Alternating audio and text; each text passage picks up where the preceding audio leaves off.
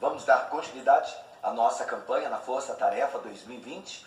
O nosso assunto, você sabe, essa semana é o fruto do Espírito Santo. E nós estamos caminhando para o término da nossa campanha.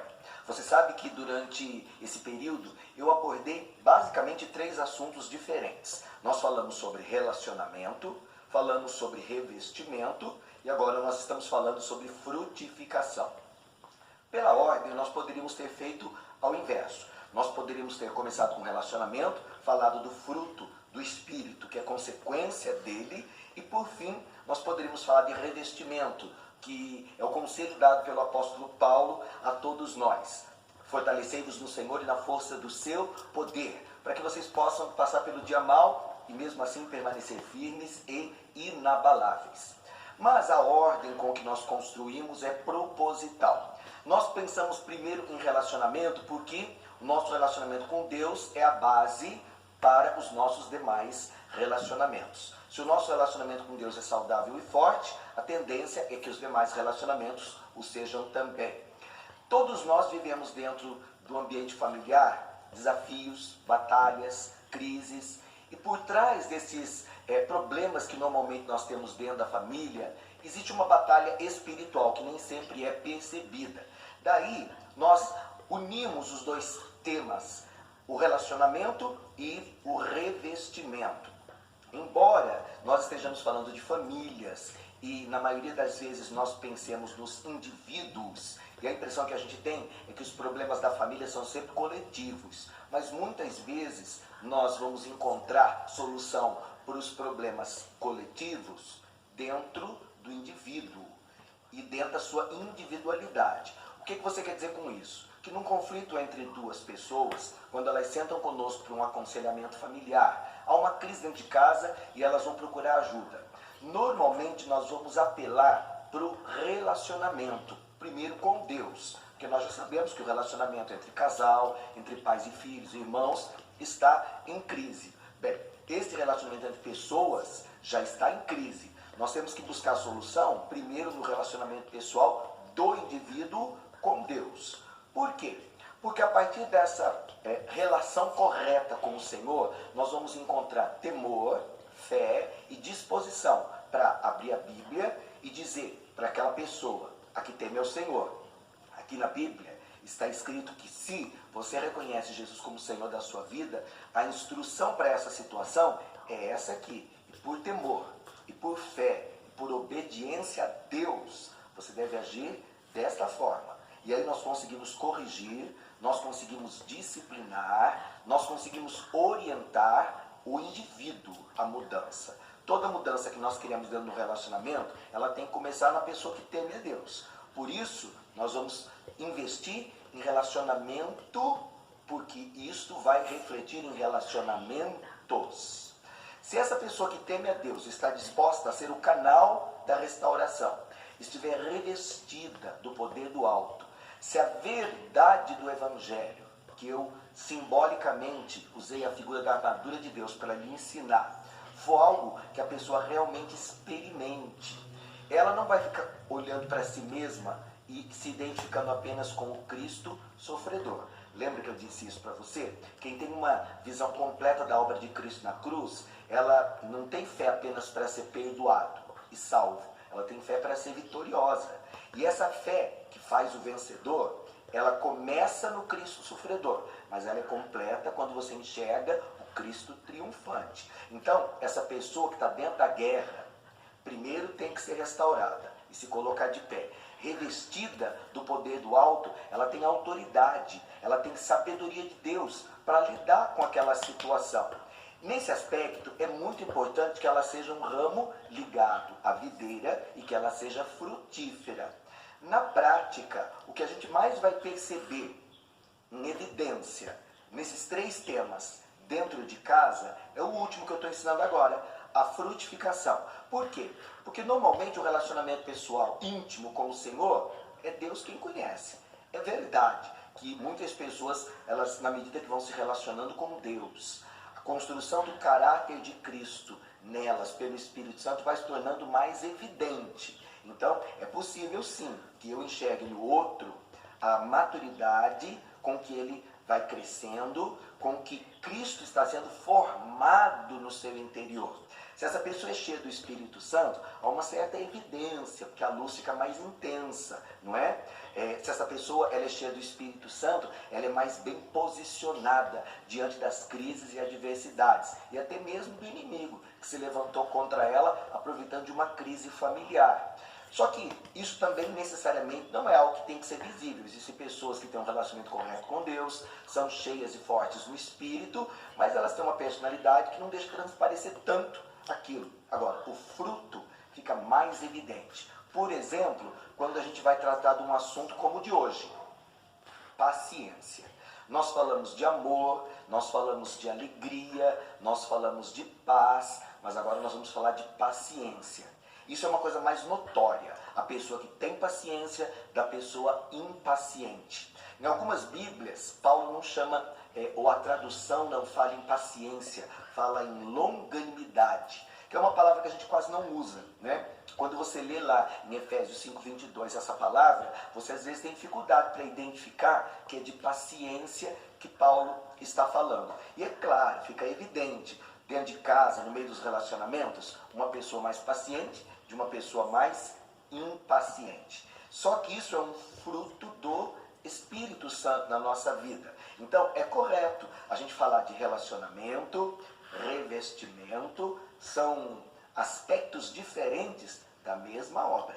Quem é que está realizando em nós a boa obra? O Espírito Santo. O que ele está fazendo? Formando Cristo em nós. Então, ele faz isso através, primeiro, do relacionamento. Ele faz isso através, segundo, do revestimento. Mas ele também faz isso, terceiro, através da frutificação. O amor, tanto quanto a alegria, tanto quanto a paz, vão aparecer como fruto do Espírito. A gente tem vontade de falar frutos, né? Mas o texto bíblico fala fruto. A paciência também. Quando eu tenho que falar em paciência, parece um assunto um pouco mais difícil de ser falado, porque na Bíblia a gente não encontra tantas referências para paciência, como encontra, por exemplo, a fala do amor. Eu disse aqui num dos dias que nós estávamos fazendo o vídeo que a Bíblia fala de amor de capa a capa. Se você pensa em alegria, existem muitos textos que fazem menção, de forma bem objetiva. A Bíblia não fala não dá tantos detalhes, ela mais fala em questões gerais, alegrai-vos, não é? Regozijai-vos. Aqueles textos que são mais específicos, eu separei e mostrei para você. Paciência não é um assunto tão mencionado, por exemplo, quanto fé, embora elas estejam entrelaçadas. Quando você fala em fé, normalmente está associado à esperança, porque a fé é a certeza de coisas que se esperam. Mas quem tem muita fé e espera muito, tem que ter paciência também. Então, a paciência meio que aparece como um desdobramento. Existe, por exemplo, um capítulo na Bíblia só dedicado para o amor. Eu li, 1 Coríntios 13. Existe um capítulo só dedicado à fé, os heróis da fé. Mas eu não encontrei nenhum texto dedicado especialmente para falar de uma porção de gente que exerceu paciência, embora ela exista, seja citada, e um bom exemplo para ela seja de Jó. Eu não gosto muito de pregar a respeito de Jó em textos curtos, em vídeos curtos, como esse que eu estou fazendo. Para falar de Jó, a gente precisa de um tempo, porque a experiência de Jó de sofrimento prolongado, ela dá margem para algumas interpretações erradas. E ao longo da vida, da minha vida cristã, eu já encontrei muita gente que compreende mal o exemplo, a história, e tira daquela história de Jó alguns ensinamentos errôneos e tenta aplicar à própria vida. Então, eu não vou gastar aqui muito tempo falando de Jó, embora ele seja na Bíblia um símbolo de paciência.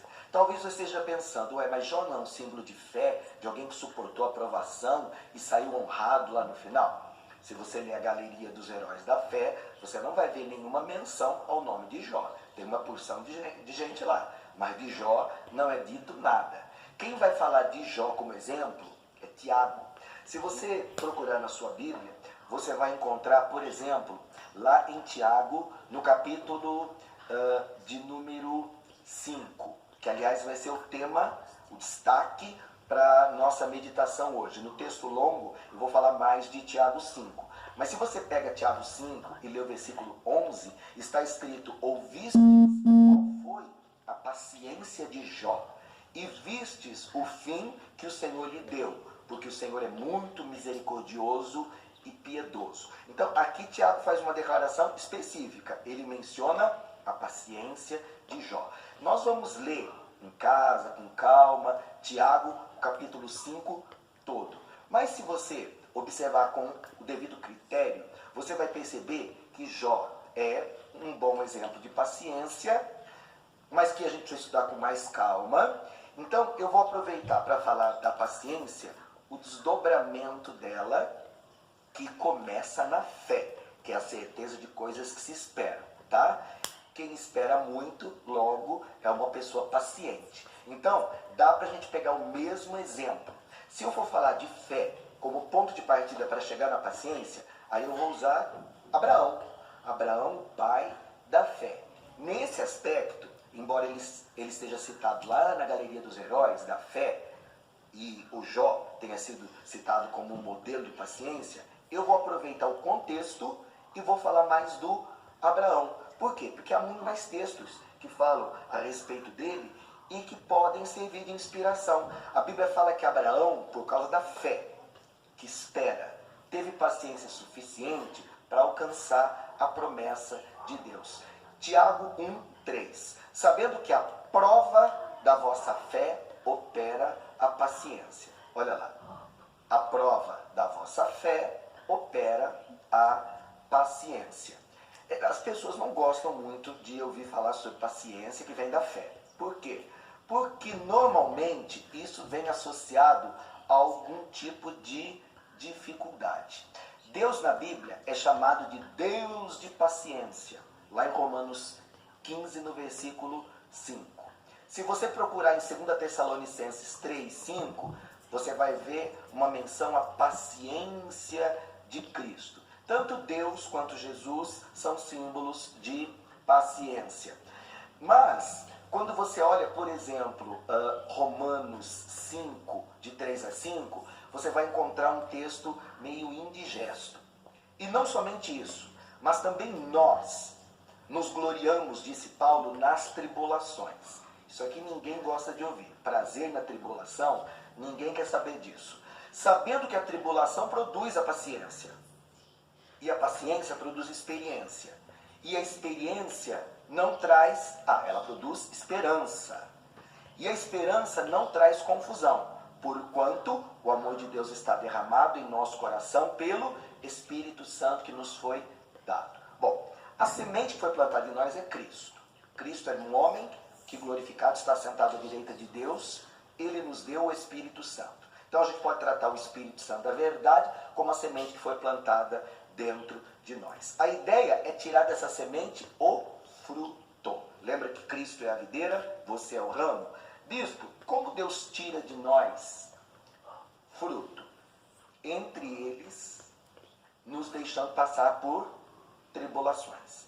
Tribulação não é uma coisa interessante para ninguém, mas todo mundo na prática sabe que existe. E dentro de casa não é diferente. Se você me perguntar, bispo, por que Deus permite certas tribulações? Para produzir em nós paciência, para fazer o fruto do Espírito, da paciência, aparecer.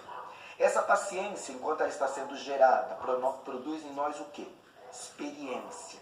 E a experiência produz esperança, na qual não existe confusão. Então, o Deus da paciência, que nos deu em Cristo um modelo de paciência, permite a exposição das nossas vidas, como indivíduo e como família, a situações desagradáveis, que vão nos tornar mais pacientes, frutíferos, mais experientes, mais maduros, tanto no nosso relacionamento com Deus, quanto no nosso relacionamento pessoal com as pessoas. Só que há, no final de tudo isso, um resultado positivo.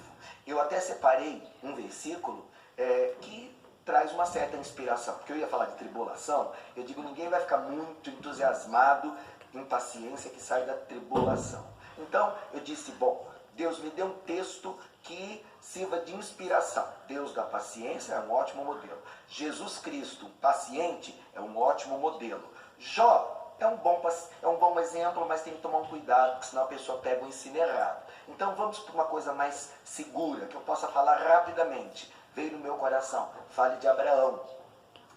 E Hebreus, no capítulo 6, no versículo 12, diz: imitem aqueles que por meio da fé e da paciência recebem a herança prometida. Nesse aspecto, Abraão, o pai da fé, é um bom exemplo. Ele foi, por fé, perseverante. Em algumas Bíblias não aparece a palavra paciência. No lugar dela aparece a palavra perseverança. Abraão foi homem de fé, homem perseverante, homem paciente. Você sabe que ele esperou muito para receber a herança que Deus havia prometido para ele. Da mesma forma, eu sei que Deus tem promessas para a tua vida, para a sua casa, para a sua família. Mas se você quer alcançar essas promessas na prática, você vai ter que imitar o Deus da paciência, o Cristo paciente, o Abraão que exerceu paciência. E a gente sabe que a raiz dessa paciência, perseverança, é fé. E eu e você, como justos, nós viveremos da nossa fé. Logo, paciência não é uma opção, é um fruto que Deus vai passar dentro do jardim que Ele plantou, na colheita que Ele plantou, procurando. Ele vai encontrar isso em mim, Ele vai encontrar isso em você, depende da nossa fidelidade a Ele no meio das tribulações. Está escrito em Tiago, no capítulo 5 que eu destaquei, no versículo 7 e 8. Sede, pois, irmãos, pacientes até a vinda do Senhor.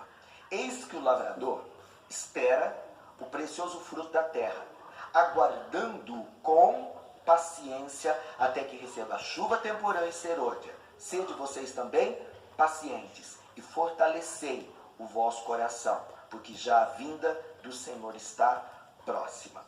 Quando eu digo aqui que a vinda do Senhor está próxima, ele estava se referindo à vinda final.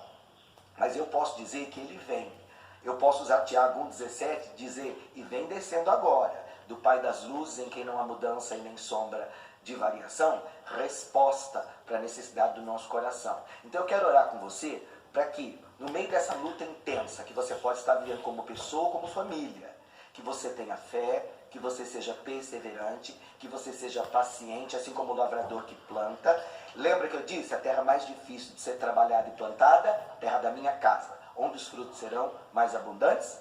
No meio da minha família. Então, é por isso que eu estou orando hoje, para que o fruto da paciência seja encontrado em você. Vamos orar. Pai, eu te agradeço por todas as coisas que o Senhor tem permitido na nossa vida. Eu sei que há vontade perfeita e permissiva. Na tua vontade perfeita, nós somos frutíferos por obediência. Mas é verdade que nós fazemos escolhas, na medida em que vamos amadurecendo, que trazem consequências que nós não esperamos. E muitas vezes, essas más escolhas dão espaço para que o inimigo invista, provoque a tribulação, nos cerque com adversidades. Eu sei que Deus, o Senhor permite provas e sempre oferece graça suficiente para nós sairmos aprovados, mas das batalhas espirituais nós também teremos que exercer por decisão, por escolha, fé. Sermos perseverantes e pacientes. Pacientes no tempo em que a semente está germinando, florescendo, frutificando, até que essa colheita possa aparecer em forma de fruto, que dá glória para o teu nome, fruto do Espírito Santo, e resultados de transformação, uma colheita que nós esperamos na nossa vida pessoal, tanto quanto na nossa vida familiar e em todas as demais áreas. Eu creio, o Espírito Santo de Deus, que assim como Deus, o Pai, é um Deus de paciência, eu tenho em Cristo o exemplo de um homem paciente, nós temos em Ti, Espírito Santo, garantido o fruto da paciência, se nós aprendemos a nos relacionar e a nos revestir do Senhor, da sua graça, do seu poder e da sua infinita misericórdia. Cubra-nos hoje com esse poder e graça e torna-nos, Deus, em Cristo, frutíferos, mais abençoados e mais pacientes nos nossos relacionamentos e diante das chuvas e da colheita que nós temos esperado de Ti somente. Ao Teu nome seja a gratidão, a glória, o louvor e a adoração do Teu povo. que espera comigo na presença do Senhor. Graça sobre graça. Que assim Deus continue te abençoando, inclusive com paciência nesse momento que nós todos estamos vivendo. O fruto no Senhor está garantido. E a sua recompensa nele, eu tenho certeza, vai ser muito grande. Receba isso para você e para a sua família, em nome de Jesus. Um grande abraço e até o nosso próximo encontro.